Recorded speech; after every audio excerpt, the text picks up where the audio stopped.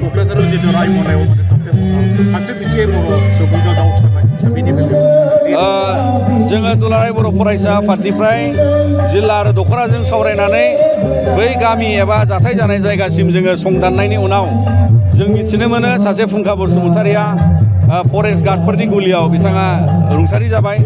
आरो जाय थासारिखौ लानानै एबा जाथायखौ लानानै जों दुखु फोरमायो आरो बेजों लोगोसे जि जाथाय जालांबाय बिनि सायाव जि रुंसारि जानाय न'खरनिसिम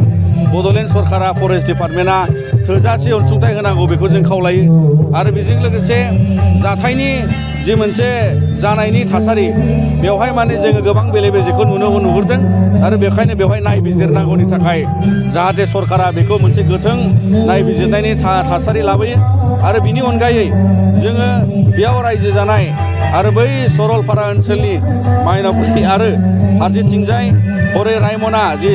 सोरमाङा दै बारनाय लोगो लोगो जि रायमनानि नेसनेल पार्कनि सिमा जाबाय दा बै हाग्रा रैखाथियाव जाहाथे जोंनि बेयाव रायजो जानायफ्रा नोजोर लाखिगोन आरो बेबायदि जाहाथे जाथाया इयुनाव दाजाथों मानोना मानसिनि जिउ गोमालायनायसिम बेबायदि जाथाय जानाया जोबोद दुखुनांथाव बिथांमोना जेखि हाबाफारि बा जेखि खामानियानो मावाथों मानोमोन दा बिनिखायनो जोङो खावलायगोन जाहाथे बिनि बिथं मोनसे नायबिजिरनाया जाथों आरो बिथांमोननि न'खरनो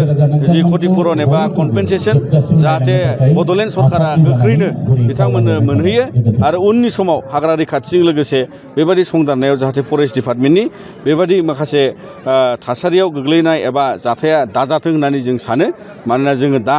बेबायदि माखासे जिउ गोमानायसिम जोङो